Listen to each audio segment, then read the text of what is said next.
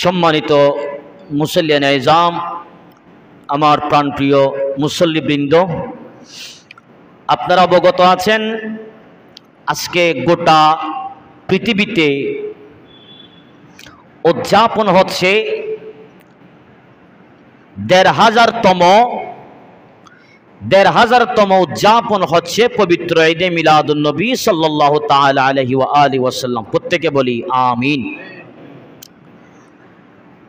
রসুল পাক সরওয়ার কায়নাত মুহাম্মদুর রাসূলুল্লাহ সাল্লাল্লাহু তাআলা আলাইহি ওয়া আলিহি ওয়াসাল্লামের তশরিফ আওয়ারিটা, জন্মটা আমাদের জন্য একেবারে বিশাল একটি নিয়ামত। ঈদ কয় প্রকার আমি গত বছর রবিউল আউয়াল শরীফ একেবারে বিস্তারিত আলোচনা করেছিলাম। আমি এই বছর সেদিকে যাচ্ছি না, আমি আবার ভিন্নভাবে আলোচনা করছি যাতে আপনারা বুঝতে পারেন। কায়নাতে যা কিছু আমার আল্লাহ সৃষ্টি করেছেন, পুরো কায়নাতের মধ্যে যা কিছু আমার আল্লাহ সৃষ্টি করেছেন, সমস্ত আম্বিয়া কেরামদের মধ্যে যে হাস্তিকে সরদার বানিয়ে দিয়েছেন, যেই নবীকে বানিয়েছেন আগে, পাঠিয়েছেন শেষে, ফজিলতের দিক দিয়ে, মাকামের দিক দিয়ে, আপনার সুরতের দিক দিয়ে, সিরতের দিক দিয়ে অন্যান্য নবীদের তুলনায় আমাদের নবী হচ্ছেন সেরা। সুবহানাল্লাহ। ওই মহান হাস্তির জন্ম নিয়েছেন, দুনিয়ার মধ্যে আবির্ভাব হয়েছেন 12 রবিউল আউয়াল সুবহ সাদেকের সময় হযরত আব্দুল্লাহ রাদিয়াল্লাহু তাআলা আনহুর বংশে মা আমেনা রাদিয়াল্লাহু তাআলা আনহার গর্ভে আমার নবী করিম রাউফুর রহিম সেখান থেকে দুনিয়ার বুকের মধ্যে আবির্ভাব হয়েছে, প্রকাশ পেয়েছে। সুবহানাল্লাহ।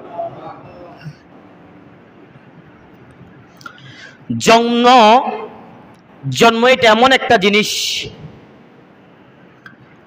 জন্মটা এমন একটা জিনিস, পৃথিবীতে কোনো জন্মের সাথে কোনো জন্ম কিংবা কোনো ব্যক্তির ইন্তেকাল কারো সাথে তুলনা হচ্ছে না, হবে না। তিনি হচ্ছেন আমার নবীজি সরওয়ার কায়নাত। সুবহানাল্লাহ। আমরা যদি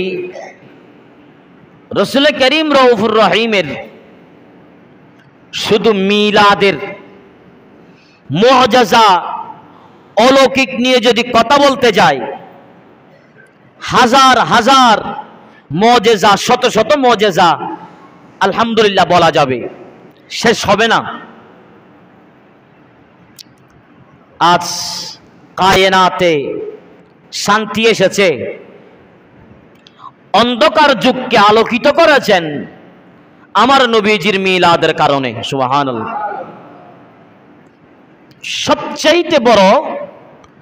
সবচাইতে বড় একটা গুরুত্বপূর্ণ জিনিস যে মা বোনদের কোনো এক সময় ইজ্জত, মহব্বত, আদব, সম্মান ছিল না, ওই মা জাতিকে, মেয়ের জাতকে সম্মান দিয়েছেন আমার নবীজির মিলাদের কারণে। অথচ যেই মা বোনরা, যেই মা জাতিরা আমার নবীর আগমন উপলক্ষে সম্মানিত হয়েছে, আজকে ওই মায়ের সন্তান মিলাদের বিরুদ্ধে বলে।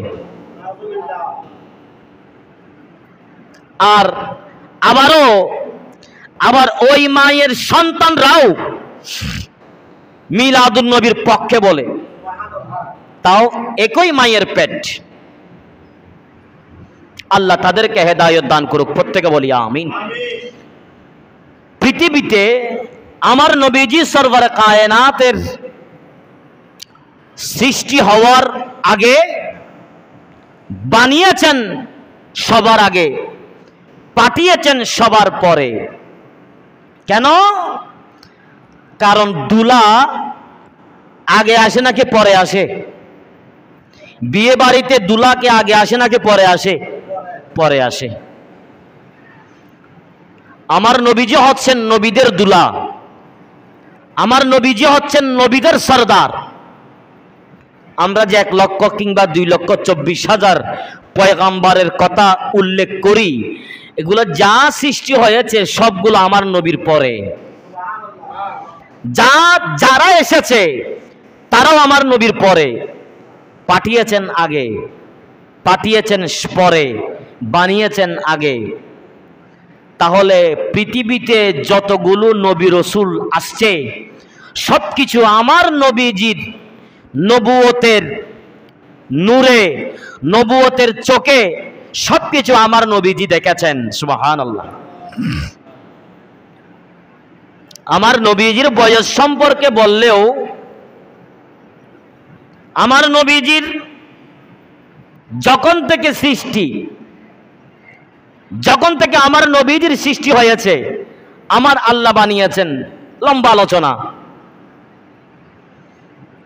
সৃষ্টির শুরু থেকে আমার নবীর বয়স শুনে খুদ হযরতে জিবরাইল আলাইহিস সালাম পর্যন্ত আশ্চর্য হয়ে গেছেন। আল্লাহ বুঝার তৌফিক দান করুক, প্রত্যেকে বলি আমিন। আল্লাহ পাক সুবহানাহু ওয়া তাআলা ছিলেন গোপন। বলেন আল্লাহ ছিলেন, আরো জোরা বলেন আল্লাহ ছিলেন গোপন। এটা আমার আর একটা আলোচনার বিষয়। যখন আল্লাহ ব্যক্তিটাকে, যখন আল্লাহ জাতটাকে, এটা যখন পৃথিবীবাসীর কাছে যখন পরিচিত হচ্ছে, তখন আমার আল্লাহ মানব সৃষ্টি করার জন্য মনস্ক করলেন।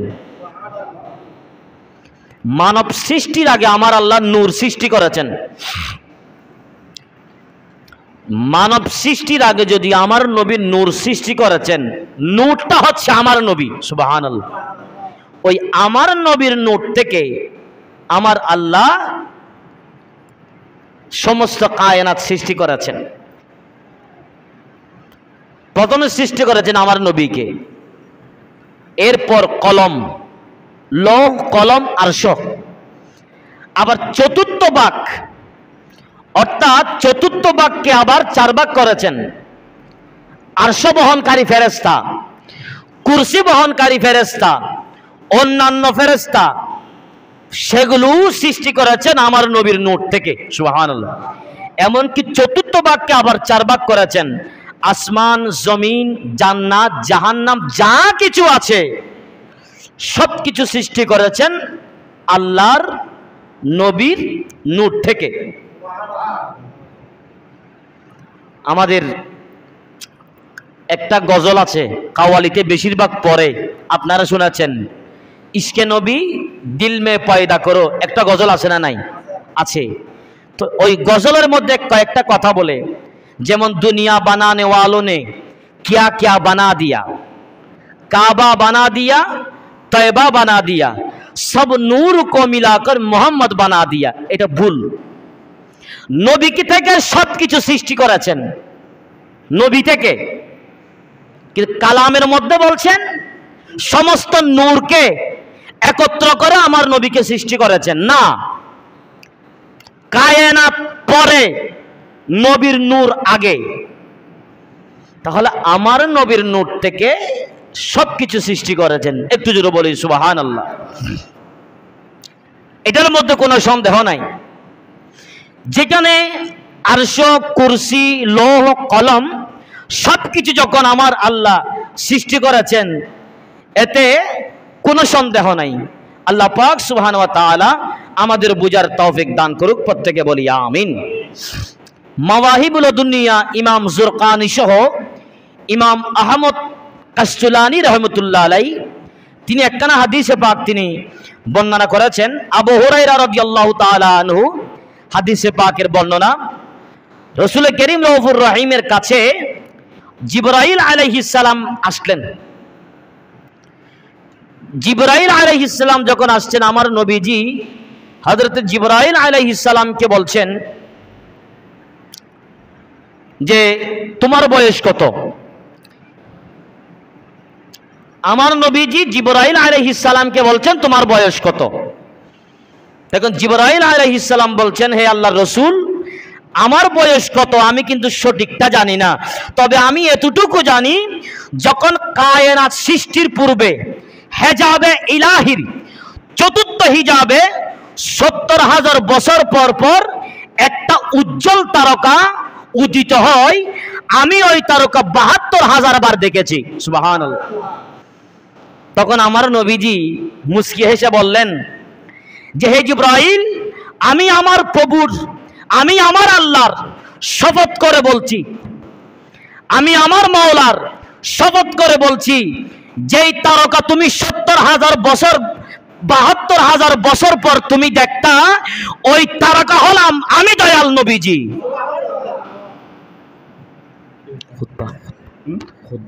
সালাতুনিয়া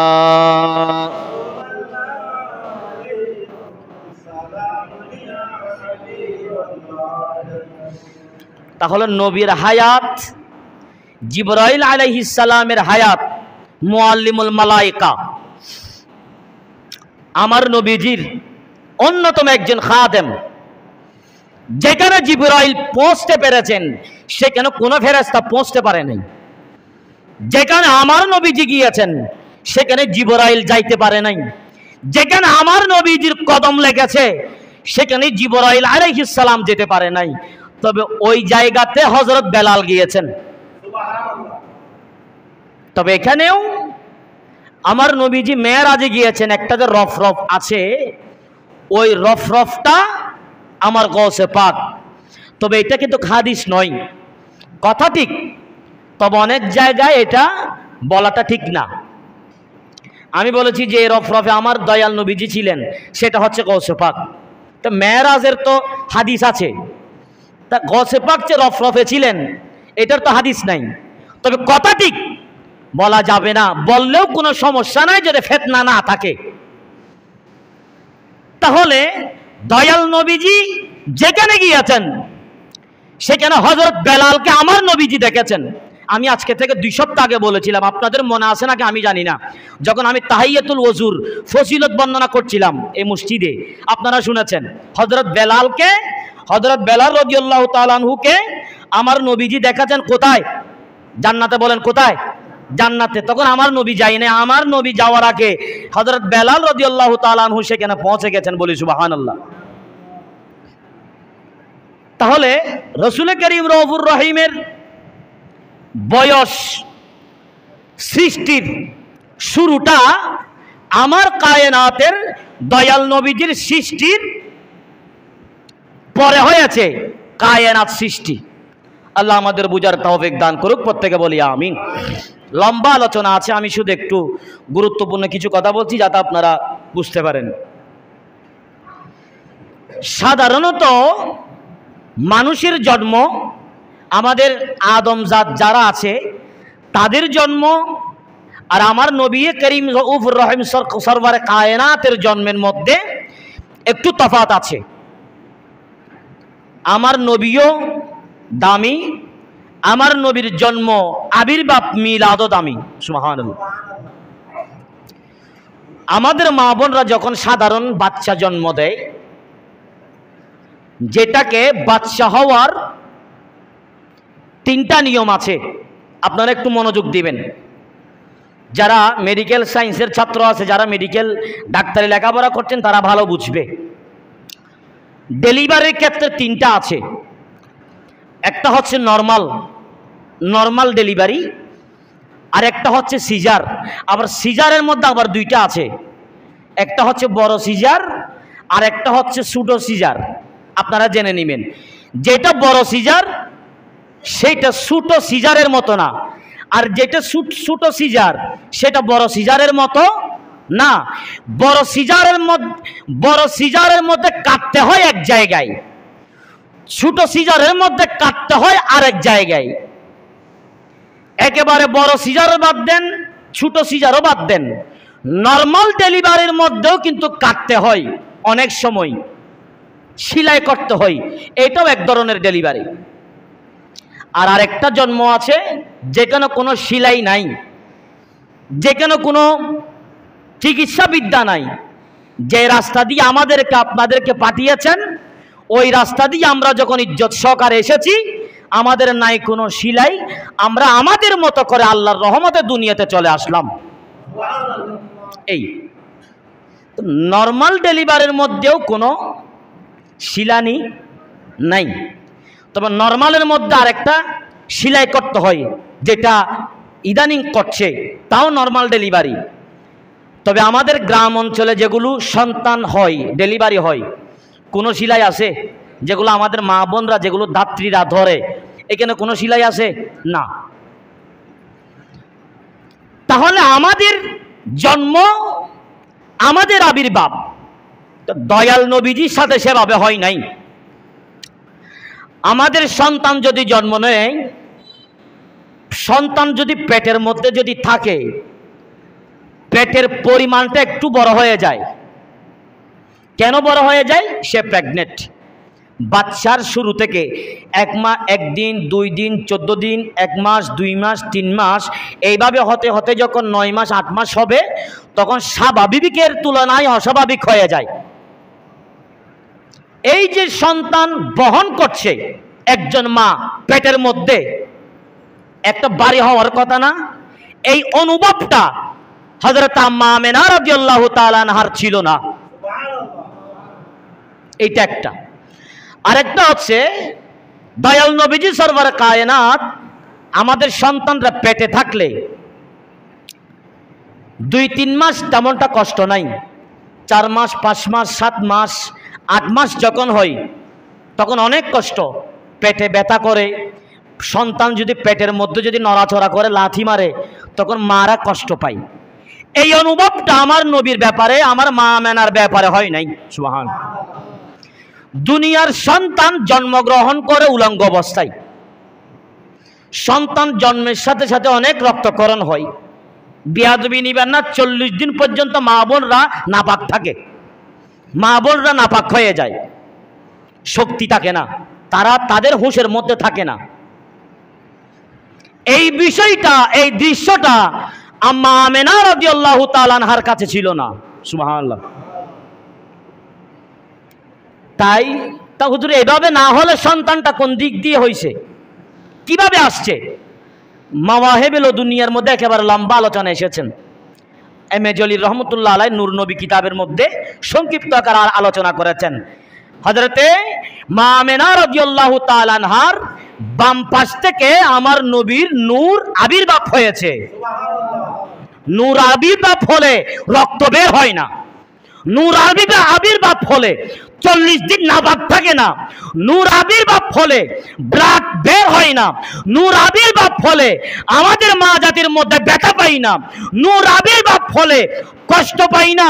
তিনি তো হচ্ছেন দয়াল নবীজি। এটা হচ্ছেন আমার নবীর জন্মের নিয়ম। আমার নবীর আরেকটা মুজিজা হচ্ছে, দুনিয়াতে তশরিফ এনেছেন খতনা অবস্থায়। সুবহানাল্লাহ। সতর আমাদের বাচ্চাদেরকে আমরা একেবারে সচরাচর উলঙ্গ অবস্থায় দেখি। একেবারে ধরেন 4 থেকে 5 বছরের ছেলেরা, মেয়েদেরকে আমরা অনেক সময় উলঙ্গ অবস্থায় দেখি। দেখি কি দেখি না? কথা বলেন, দেখি কি না? দেখে। আমার নবীর জন্মের পর পৃথিবীতে কেউ আমার নবীর সতর দেখে নাই। এখানে আমি আরেকটা কথা ঢুকাই, আপনারা শুনলে আশ্চর্য হয়ে যাবেন। এটা কোন হাত? কথা বলে না। কোন হাত? ডান হাত। এটা বাম হাত। হযরত ওসমান রাদিয়াল্লাহু তাআলা আনহুর যেই সময়ে হযরত ওসমান গনি যিন্নুরাইন রাদিয়াল্লাহু তাআলা আনহু যেই সময়ে আমার নবীর কদমে এসেছেন, এরপর থেকে বাম হাত কোনোদিন হযরত ওসমান রাদিয়াল্লাহু তাআলা আনহু নিজের চতরের মধ্যে লাগাই নাই। বাম হাত, বাম হাত। আর বাম হাত সতরত যা দিলে বহুত সময় আসে না নাই, আর ডর করি হন আসে না নাই, আর ডানা তো দোজা গই। যেই সময় হযরত ওসমান রাদিয়াল্লাহু তাআলা আনহু আন নবীর কদমত আইছে, ইয়ার পর তো বাম হাত কোনোদিন নিজের লজ্জাস্থানত না লাগাই। সুবহানাল্লাহ। জিবারে জিবারে ফেরেস চল পর্যন্ত শরমাইতেও সুবহানাল্লাহ না। আমরা ফেরেস তারা লজ্জা পাই এমন কোন যদি সাহাবী থাকে পৃথিবীতে, আসমানের জমিনে, আসমানের নিচে, জমিনের উপরে, তিনি হচ্ছেন হযরত উসমান রাদিয়াল্লাহু তাআলা আনহু।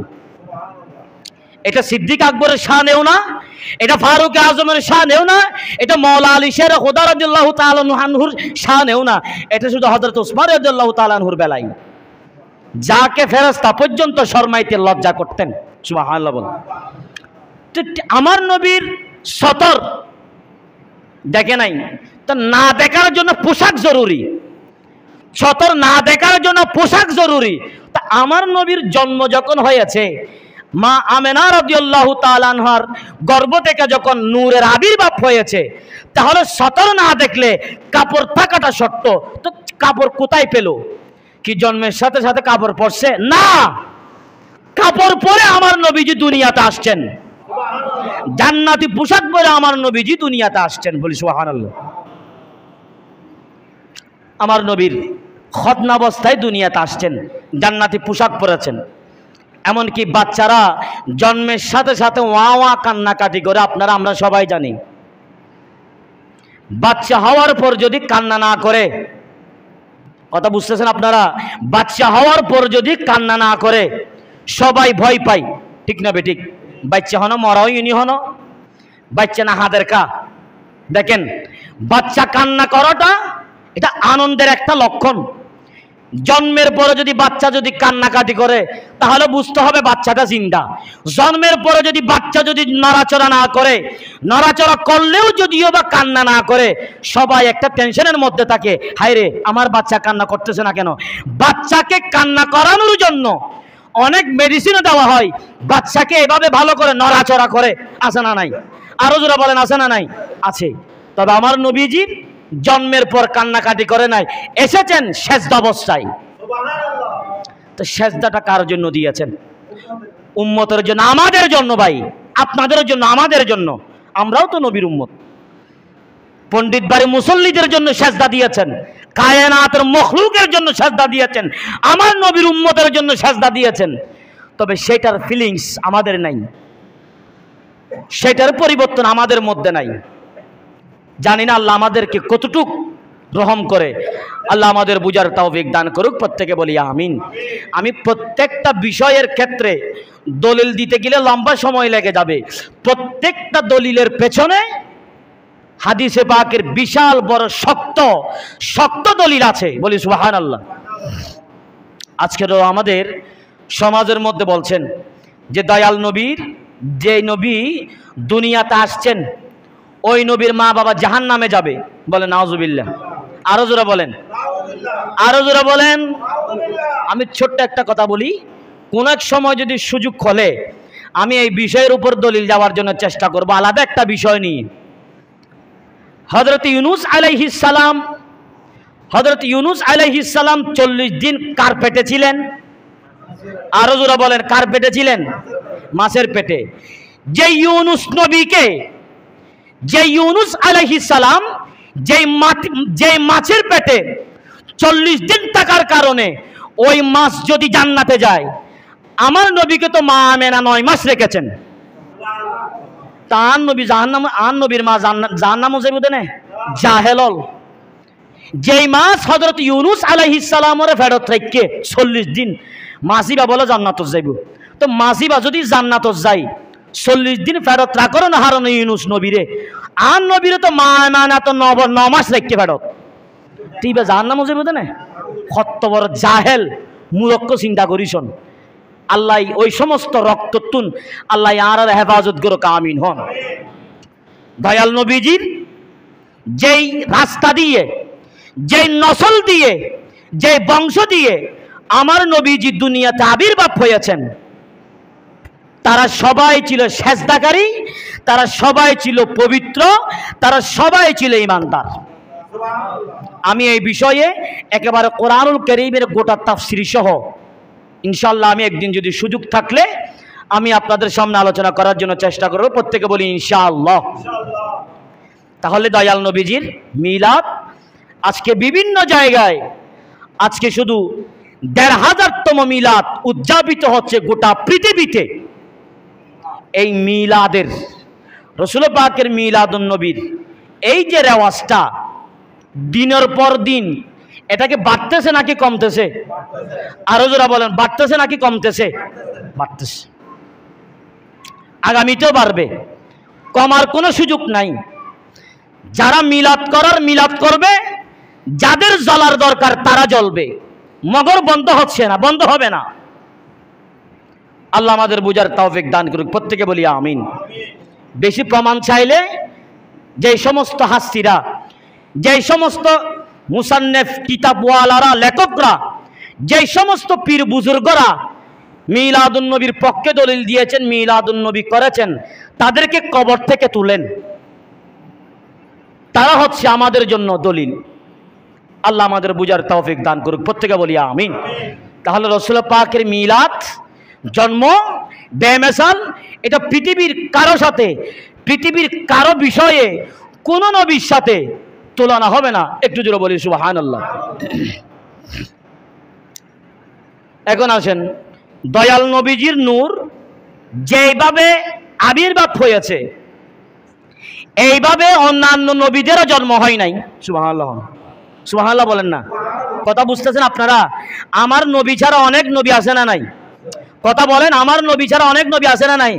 আছে। আমার নবীর জন্ম যেভাবে হয়েছে, অন্যান্য নবীদের জন্ম সেভাবে হয় নাই। অনেক নবীদের জন্ম হয়েছে আমাদের মতো স্বাভাবিকভাবে, তবে আমার নবীর বেলায় যেই নূর আবির্ভাব হয়েছে, এটার বেলায় আমার নবীর জন্মটা হয়েছে অস্বাভাবিকভাবে। অস্বাভাবিকভাবে জন্ম হওয়ার পরেও, কথা বুঝবেন, আমার নবীর জন্মটা অস্বাভাবিক হওয়ার পরেও এখন তো আমাদের মধ্যে অনেক মনুষ্য যাত্রা বলতেছে, বলেন নাপাক রক্ত থেকে আমার নবীর সৃষ্টি, নাউজুবিল্লাহ বলেন, নাপাক পানি থেকে আমার নবীর সৃষ্টি এখন বলতেছে। অথচ মা আমেনা বলছে আমার কোনো রক্ত আসে নাই, আমি কোনো নাপাকও ছিলাম না। তা আমার মা আমেনা রাদিয়াল্লাহু তাআলা আনহার শান যদি এভাবে যদি হয়ে থাকে, তার কলিজার টুকরা সন্তান হযরতে রাসূল করিম রউফুর রহিম সরওয়ারে কায়নাতের সম্মানটা কতটুকু, একটু আপনারা আমরা যদি চিন্তা করি, তাহলে আমাদের আকীদাটা পরিষ্কার হচ্ছে। একটু জোরে বলি সুবহানাল্লাহ। আল্লাহ আমাদের বুঝার তৌফিক দান করুক, প্রত্যেকে বলি আমিন। আমি নামাজের বিষয় যেটা ধারাবাহিকভাবে নফল নামাজের কথা বলছি, সেটা আগামীতে রবিউল আউয়াল শরীফের যদি সুযোগ থাকে ইনশাল্লাহ বলার জন্য চেষ্টা করব। যদিও বা যদি সুযোগ না থাকলেও ইনশাল্লাহ পরবর্তীতে বলার জন্য চেষ্টা করব। আমি কোথায় গিয়ে আমার আলোচনাটুকু সম্পূর্ণ করেছি আমার মনে আছে। মনে হয় আমি গত জুমায় আলোচনা করেছিলাম কি বিষয়, কি নামাজ নিয়ে, সালাতুত তাসবিহ নামাজ নিয়ে। আপনাদের মনে আসেনি? গত সপ্তাহে আলোচনা করেছিলাম সালাতুত তাসবিহ নামাজ নিয়ে। আগামী সময় থেকে আমি এরপর অন্যান্য আরও কিছু নফল নামাজ আছে, সেগুলো নিয়ে ইনশাল্লাহ আলোচনা করার জন্য চেষ্টা করব। আল্লাহ আমাদের বুঝার তৌফিক দান করুক, প্রত্যেকে বলি আমিন। সালাতুনিয়া